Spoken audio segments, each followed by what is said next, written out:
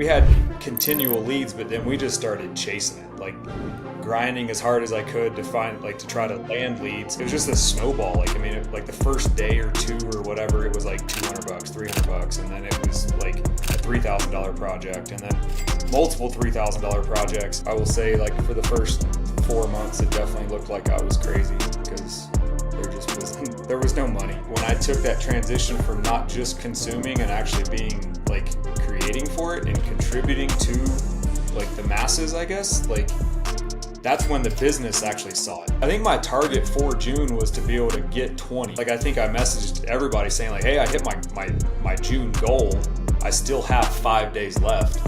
And next thing I know, like, it just, like, we hit 25,000. So we exceeded our actually monthly goal.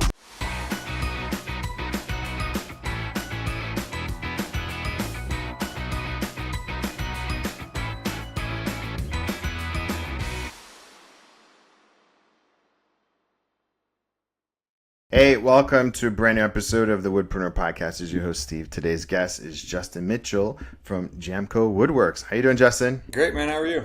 Good. Hey, so Justin is part of our program, and I wanted to get him on to have him tell his story.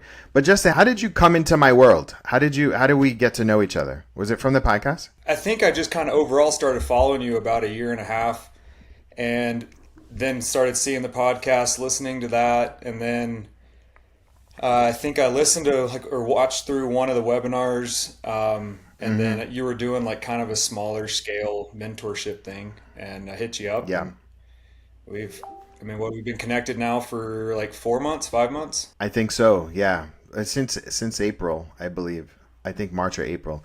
So tell everybody about your background. Like, how did Jamco Woodworks start from the beginning? Yeah, so I've been in the construction field for going on 20-something years. I started when I was really young. Kind of didn't make it through the '08 recession, ended up having to go into a different field for a little while. Got out of that and was like, I'm a horrible employee. I need to work for myself. So I started a construction company and, started small, ended up at one point had, up to 13 employees working for us, building custom homes. And, through COVID, we kind of had some struggles and whatnot, whether it was employees or just other issues, just supply chain and all those things. And I was just slowly learning that it's not really what I like to do. I was good at it, but I didn't enjoy it at all. And so we just, we kind of jumped in, we'd had a sawmill since 2014, I think, and just learned how to run a mill. It was just an old, like a Wood-Mizer LT15 and all manual, pushing the head. The rope broke early and I never put a new rope on. And, and then I was literally using a winch to roll logs onto it. And then I bought a skid steer just for the business and that helped. And then fast forward a little bit, I guess about 16 months ago, I bought a Wood-Mizer LT40 command control, and I spent probably 9 months just getting used to it and efficient. And then come January of this year, I just, I was like, you know what, I'm not enjoying any of this. My employees aren't liking me anymore. I'm not having fun. They're not having fun. So let's just all part ways in a good way, and let's just go sawmill 100%. And Sarah, my wife, thought that I was insane, and I will say, like, for the first 4 months, it definitely looked like I was crazy because there was no money. We were barely making it by somehow. Like, we kind of joked around. It was like you added everything up and it didn't make sense, but all the bills were paid. And so we just kind of laughed. Like, it's that Jesus math, man. It doesn't make sense to us. But it's there. It was all provided. Yeah. And so it's, yeah. I think that's just kind of the story of it. So tell us, I guess what made you, at what moment did you realize that you needed some help growing the business? Because I'm sure when you made that decision to stop the construction company and kind of go, what were the factors that led you to wanting to go down this path aside from like the recession and employees? Like, what was it? Well, it's what I enjoyed. I didn't enjoy the construction side of stuff. Each log I, throw it on the mill, open it up, see what you got, and kind of go from there. And it was the first thing that I really found that I enjoy every aspect of it. And just it's a little more personal, I feel like. Yeah. But as far as like when I realized I needed to reach out and get some help or some direction or whatever, was just literally watching like our savings just flying out the window. And, like I knew that this business would work. I just didn't know how to use ourselves and how to build a platform for people to find us. Like people just didn't know we existed at all. And, I Yeah. tried the Yeah. marketplace game and that was rough. And I would throw some stuff for sale on my personal page, and like that was just as rough. So You know what's wild is, don't you find that like it's like a little frustrating where you're out there, you're hustling, you think you're putting yourself out there, and only to realize that you haven't really been. Did you notice that? absolutely, like the comments were from my mom and my Yeah. grandma. Like the replies, "Good job." It was That's funny. wild. Yeah, yeah. And so what I ended up doing was I did a mini version. It was called the Accelerator. And so what I wanted to see was, so in my program it's 6 months. Actually now it's 4 months, but what I wanted to do was I wanted to see if I could get people results in 6 weeks. And so, and what that did for me was to force myself to come up with what was the most essential. And and so there was two people that joined, and Justin was one of them. And so, well, I guess maybe at first talk about like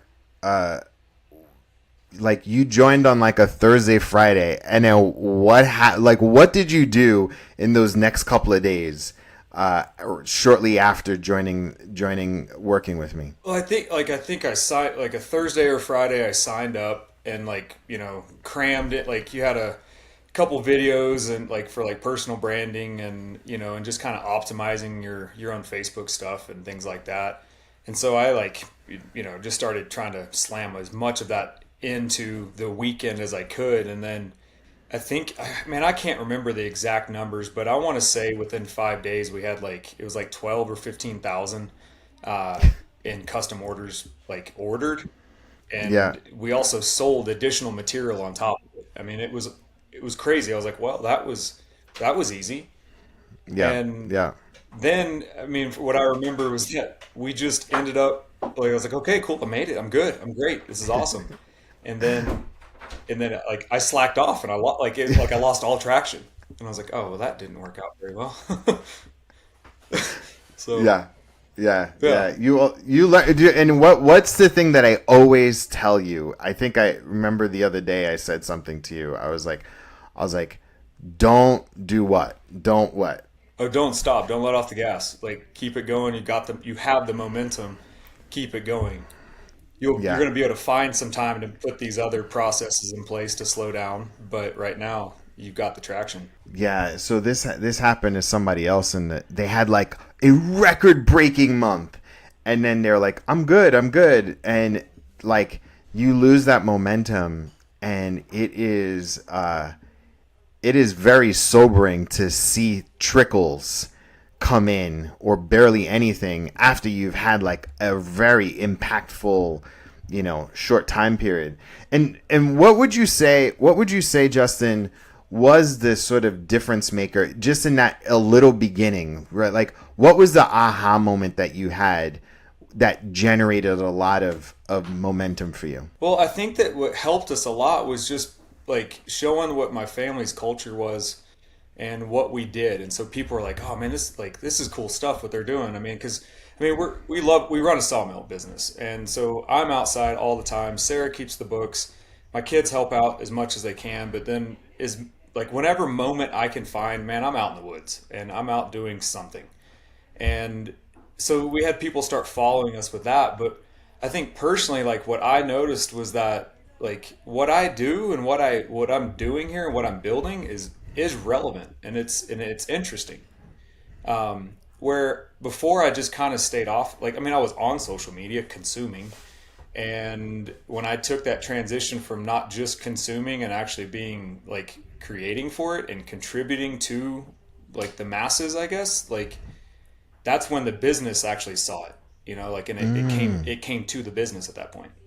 Was there a switch in your head that made you realize, like, because I remember there, and it was just like there was like one, maybe it was a post where I was like, oh, I think Justin's starting to see it. I think you're starting to see, and it was just like a little thing of like, I don't know, maybe of your kid or your dog or just like a selfie, or just it was just something that like described you. Like, was there something, a switch in your head that made you realize, like, oh, I think this is the game, right? Yeah, and I can't remember exactly what post it was, but and I feel like I'm always trying to recreate that same thing.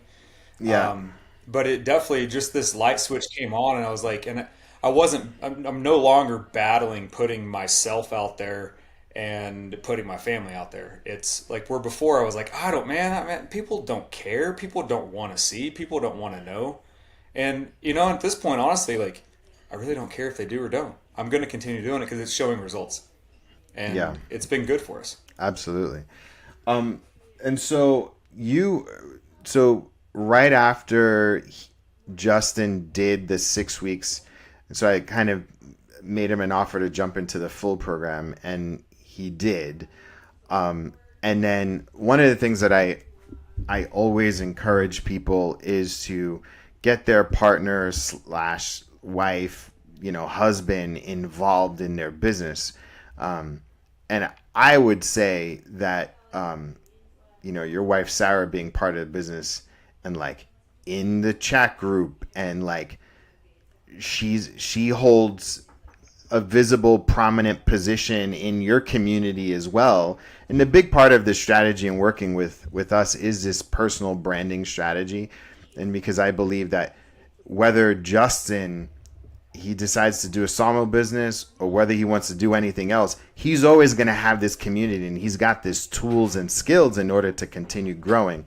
And so for you, um, you know, what was, as soon as you joined and you kind of hit the ground running really hard, like what were those first couple of steps as soon as you got into the program? Well, I think that there was I got in and I kind of, I scrolled through the text thing, just kind of backed up maybe 5 days and went through some stuff. And, I saw like, I realized real quick that I could either choose, like, I could make the choice to make, like, for this program to work for me, or I could just idly sit back and go, like, okay, that's good info. Thank you. And just go through that. Um, and honestly, Sarah said, like, if we're jumping into this and we're investing this into it, we're doing everything, like we're doing it all, and we're not going to look back. We don't want to go, I wish I would have. We just, I mean, we literally both hit, like, ensured that we optimized all of our Facebook and all of that stuff. We optimized our website as much as possible, and still all of that stuff's it's ever changing. We're always digging into it, trying to make it better, because I don't think you can ever have it 100%. Um, but I just, like, I'm so, like, I'm putting money into this and I am going to get every penny out of it. I'm going to, like, and it's going to work for me. Yeah. So, Yeah. yeah. Yeah. um, I don't know if you remember me saying on a webinar, I was like, I think oftentimes, and the thing that I saw within you was this, not only do you take action, but there is a definitiveness in your head that I'm going to, and not to say this, but like, I'm going to make this work no matter what. I'm going to sacrifice whatever I need to. I'm going to do whatever it takes, and I'm going to do what's uncomfortable because that's what's going to happen. And so so that within that first month, what were the results that you saw in your business? Well, the first month we actually, like, May being, I guess, the first month of it, we actually hit Yeah. our first target goal of I think like monetary, it was $12,000, but it Yeah. wasn't just that. Like that's what covered our bills. Like that's what bought the logs. It's what paid for where we live. It paid for all of our stuff. And and I was like, dude, I did it. Like this is awesome. I like, goal one achieved. For So sure, for yeah, sure, for sure. And talk about the CRM, because I remember there was a post that your wife made online, like you behind a computer, both of you together, and like you've really kind of embraced the systems aspect, right? Like, could you talk about that a little bit? yeah. Well, so my wife is like she's incredible at like finding like or using software and systems and making it as efficient as possible. Like that's just kind of that's her game. That's what she does. But the problem that I was having before the CRM was that I just like I would get a text or a call or a Facebook message or a marketplace request or whatever it was, and like after like 2 weeks of that, like and me not saving people's names, like they're like, "Hey, is that order ready?" And I'm like, "I don't even know. Like I've got stuff sitting out here, but I don't know. Like maybe which one was yours?" Yeah. And after watching, honestly, probably several $1,000s fall through the cracks, like we were like, we've got to do something different. And then, the CRM stuff, like we weren't exactly certain how it was going to really help us. And I think within the first 10 days, like we alleviated anybody falling through a crack. It was everybody had a name, a task, and like, I mean, where they are in the order completed. And we've just like I feel like every week we're implementing one more stage to I mean just the system of automation, and it's been Yeah. it's been incredible. Yeah. Isn't it powerful just to see how much money is floating out there? Oh, absolutely. I mean, I get on every morning and I'm like, okay, this is what is in queue, what my task is for today.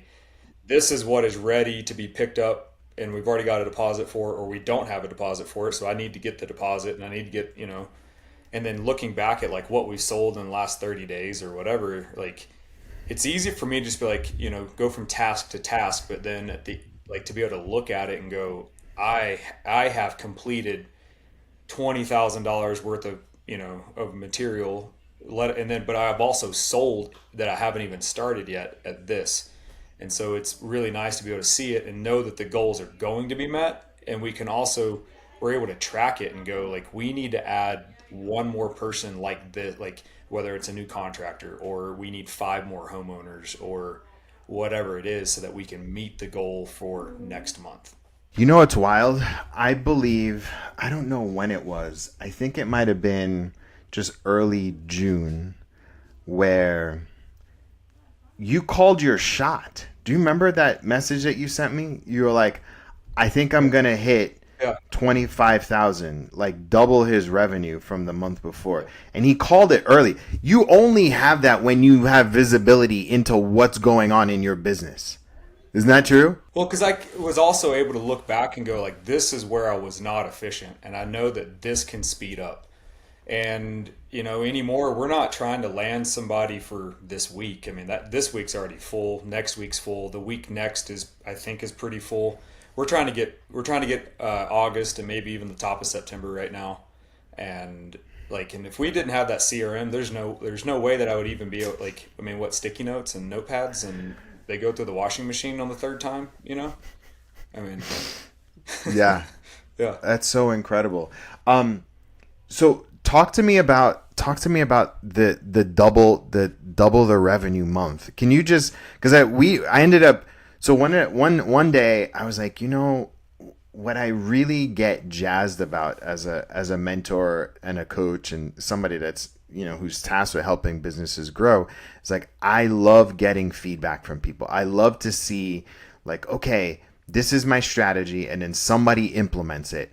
And so I wanted to see if I could get everybody to just like be on the same page. So I created this an extra 10K and 15-day promotion, like sprint, which is wild. That the results, and I'll tell everybody. But walk through that experience of June, of like literally doing the most that you ever done in this particular business before. Can you walk us through the steps and like the process and the thinking and like how that happened? Because I mean, I know I can look at your spreadsheet because I was keeping track of the number of leads and the revenue that came in. Yep. Can you talk through that, June, for you? Yeah, I mean, we walked into the beginning of June with we had some pre-sales, honestly, at that point, we were still really working on our prices, and so I feel like probably until about the 10th of June, I was fulfilling orders that were on our old price point, which I Mm-hmm. mean, it was profitable, but it wasn't optimized. It wasn't the best. Yeah. And so pretty much after the 10th, we started like we got everything dialed in where we wanted our prices. And I mean, we just kept like we had continual leads, but then we just started chasing it, like grinding as Mm. hard as I could to find like to try to land leads, still process projects that we were in the middle of, and I mean, it just it just seemed like it was just a snowball. Like I mean, like the first day or two or whatever, it was like $200, $300, and then it was like a $3,000 project, and then multiple $3,000 projects, and then we just and the whole time I'm still processing, fulfilling orders, and then during all of this we were also going like, no, we're not doing this whole like you put an order in and then I go to cut on it and don't have a deposit down. So we started implementing a lot of 50% down, or I mean that's what we only do now. Yeah. So we actually saw, I mean, we could see the revenue because we knew that like next thing we know we're going to be out of logs because we're processing faster than we're gaining the money. And if someone material sits here, and next thing I knew, we went through like just in 15 days, we went through 4 semi loads of logs, Wow. sold probably close to 7 loads, and like it. I mean, and we're still like I mean, we're fulfilling orders from that sprint, and we started at it like you know, we didn't. I think we didn't necessarily have any leads walking into the sprint, and by the end of it, I lost track, honestly. I think we were exceeding 30 leads. You We, got you got I don't even know I what the think lead like. I think you got 44 leads That in makes, I June. mean, that definitely, Yeah. Yeah, I was yeah. keeping And we're track. And still then following up with those guys. that's crazy. Yeah. And we went from, I mean, like I think my target for June was to be able to get 20. And then, like, I think I messaged everybody saying, like, hey, I hit my June goal. I still have 5 days left. And next thing I know, like, it just, like, we hit 25,000. So we exceeded our actually monthly goal. And we're prepped for, I mean, we're 100% prepped for this month, like, of July. And July's taken care of. So talk about the like where you see your business going, because like as soon as you hit 25, it's very easy to see 50 and 75 and maybe even 100, right? Like does your mind start expanding from there? Absolutely. So, I mean, I guess like next phase is to get this kiln or get a kiln going, operating, and for me to I don't want to use the word transition because I don't want to stop anything that we're doing right now, but start implementing hardwoods as well. Hire on hopefully 2 employees by the end of summer, and that those 2 guys will operate our softwood side. I'll have another mill for them operating hopefully by November, and I'll maintain the kiln and hardwood side, and I can oversee all of them still. And then hopefully within the next year or so, we are sitting on a new piece of property, getting a shop going, and I mean, literally just start like, I mean, like long term would be to have us to have, you know, I don't even, as many mills as we can operate, as many employees as we can maintain, multiple kilns, also start doing prefab pergolas and things along those lines, and then transition back into furniture and all of that, and just, but like, and just, you know, the central hub is that sawmill. And, you know, from the mill, you got to get the material dry. So then from there, like, and if I can just keep adding on, I don't want to get back into custom building of like full homes and all that and managing subcontractors and stuff. But, you know, if whatever we could physically sell from a location, I'm not outside of that. So Yeah, I remember when you first started the idea where you were like, "Yeah, I want to make furniture." And I remember kind of telling you that you just gotta, I think you just gotta stay focused on what you have right then and there, and selling the lumber Yeah. and provide. So like, you're not in a major city at all, like at all, but you provide No. a very necessary product and service for your region. And oftentimes, folks, woodpreneurs, you guys have very strict ideas about what kind of business you want. And meanwhile, you're overlooking what could end up happening. Like this, like you are, for your customers, you're doing something that they can't get anywhere else. Isn't that right? I mean, I think our like the other thing that we've leveraged and we've utilized really well is that we realize that our competition is, um, I mean, they own a sawmill clearly and they cut material, but like there's no experience behind it. Like, you put an order in, they like, I mean, you get an email back and but then on the same note, like there's nobody's using current technology, like as far as in systems and things along those lines. I Yeah. think the last invoice I got from a competitor would have been like it showed up in a Word document that I could edit the price. I was like, that's kind of weird. That's strange. Um, and Yeah. so um, like I Yeah. mean, and like nobody's marketing. I mean, they have a place. They've been there, and they're in all honesty, they're at retirement age. And we've watched multiple mills shut down over the last couple of years here locally, and number one, it's because no one is willing to take over their business because, I mean, anybody can go buy a sawmill and be their competitor. They don't need to sell their Yeah. business to, like, they don't need to buy that guy's business.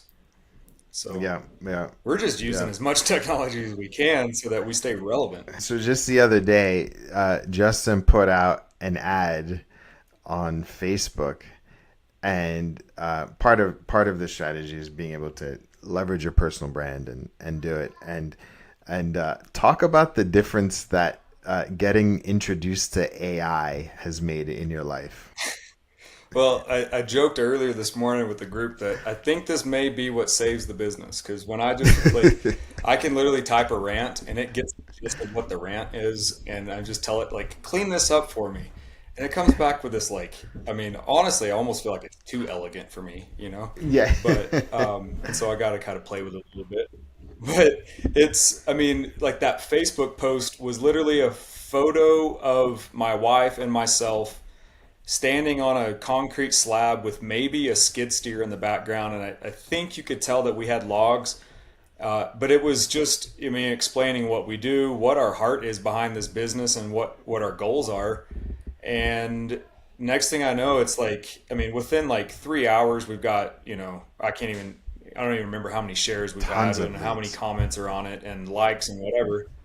And I'm It was like, like well, 500. It was let's just 500 boost this likes. post. Yeah. Yeah. I mean, it's just like, let's boost it. Let's see what happens. And now we're just like, I mean, that is our lead generator right now. And it doesn't have anything to do with wood. It's just a picture of my wife and my dog and I. So, yeah. Yeah. And it's just been really funny that we're not you don't have to promote your product. You promote yourself, and people want to be a part of that. And most oftentimes, people are afraid to promote themselves or be the face of their business. Yeah. And if you are I able was to for do, years. yeah, Like, yeah, I was just going to say that, anymore, like, I mean, we're going to continue marketing and continue to change and see what's working the most and whatnot. And like, I don't see our marketing as trying to make a sale tomorrow by any means. It's just the visibility. Like, I mean, you've said multiple times that, how many times do you see something before you purchase it? I mean, whether it's that new vehicle or, I mean, hmm anything. I mean, it's in front of you 10,000 times, 1,000 times, 200 times. Sometimes it is just the once. And people start actually seeing what you're doing and what you're capable of, and they start following along. And the next thing you know, they're like, man, we got to get this product from this guy. And the next thing you know, like, they're not, you made one sale. And I would say that 75 to maybe even 80% of our clients right now are like, I mean, right now I got two orders in from a guy that's on his like seventh or eighth order. And so but it took him 4 months to start using us. He's actually a former employee. But he's known about us. He's like, he's ran the sawmill with me. and it took them months to start buying from us. That's wild. So Yeah. tell everybody why. Well, two questions. One is the first is why should people get mentored and join this program? Well, I think the biggest thing is that it like finding somebody that you work with or that works with you. Like, I mean, not everybody's going to fit with, any one person, but the line of accountability and somebody that's going to push, like, if you're just sitting in your comfort zone, like, what growth is there going to be from that? Like, you've got to get out and like outside of your comfort zone, and like you're going to see like the personal growth is like probably the biggest thing that's like the greatest. But then when you start seeing the personal growth and the business growth follows that, it's like, why did I not do this? Like, I mean, I ran a somewhat successful construction company, and I was like, I can do this on my own. Like, all I had to do was just reach out, and I'm glad that I didn't. I'm glad that like we're in this company now, but like, yeah, it's Yeah. important. Like, and if people don't like, in the community side of it is like, I mean, you're not the only person that's having the issue that you are. Like, I Yeah. promise that. And and getting in with a crew that like you may not all agree, but you can see like five to however many different views of whatever. Like, I mean, I give a response to some things that people ask and whatnot, and they're like, "Yeah, I'm not going to listen to Justin on this one." And then Steve jumps in and is like, "Yeah, let me moderate this a little bit." Yeah. Yeah. But Cool. yeah. And then lastly, what's it like to be mentored and work with me on your business? Like, can you talk about like from a personal level, like, what it's like to have somebody like me in your corner? Yeah, it's at first I'll be honest, I was hesitant, and that and so I kind of hid, or I didn't, like, I wasn't fully transparent. And I think that like Steve didn't outright say it, but it clearly came across with like, dude, I can't help you if you're not gonna let me know what you need. And so once that happened, like, he's like, all right, well, these are all these resources that we're doing. And like there'd be times he's like, hey, pause that question, or like we're about to get into that. And it just, I mean, like I said, the growth side of it. But if you don't reach out to somebody that is on your side and on your team, like, you're not going to have any growth off of it, and you're not going to gain anything from it. Yeah, and and I'll say to you, man, like thanks for putting your faith and trust in me and in the program, and uh, you've been a lot of fun to see grow, and I know that. I always joke like you can get anything you want as long as you listen to me, right? Like I joke about that a lot, but what I want to Yeah, do is I want to make sure that I don't know, I see a lot for you and your business, and I'm excited to be part of your journey to make a difference in not just your life but in your community and your family's life. It's a lot of fun to coach absolutely. you and mentor you. And I'm grateful. I'm grateful that you took the chance on investing in yourself, and we get to know each other. So, thanks so much, man. Absolutely. And I think on another note, like, I had been in the program for a little while, and like Steve was transparent in how much he's poured into mentorships for himself in the past. And then I heard like we had somebody else talking to us, and they threw their number out there. And then I started asking people around me that I knew had kind of gone through some stuff. And I was like, wait, this isn't just like this new thing. This isn't some crazy thing to pour and invest into yourself. Like, I mean, I actually was talking to a client yesterday that started a real estate company 20 years ago, and his first, like, as soon as he started the company, he hired a real estate mentor and was paying the guy $1,000 a week, and he did that for 5 years. And Yeah. he's like, and I mean, he goes, nowadays, like, he goes, that scale is that number is way larger. Yeah, I mean, and again too, the way you got to look at mentorship is like, hey, this is like a tool. It's like your mill, right? It's like any other tool in your business, except that it's a relationship with a person who's got a lot of experience, and can help you to the next stage of life. But I mean, hey, look, this is awesome. We're gonna do even more stuff, and and we're gonna continue to Oh, grow. yep, man. And Yeah, that's cool, man. So, how can people? What's your website? Tell everybody your website, Instagram. Yep. Website's jamcowoodworks.com. We're on Instagram and Facebook at jamco_woodworks. And yeah, that's how you can find us. Dude, thank you so much.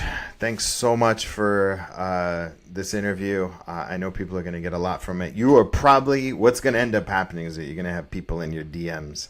People like people are going to be like, how'd you grow so much? And then you're going to be like, you got to pour and invest in yourself. That's what you got to do. So, That's all good. all right, man. Reach out and I'll be just transparent. Yep. For sure. Cool, man. Thanks so much. Thanks for your time.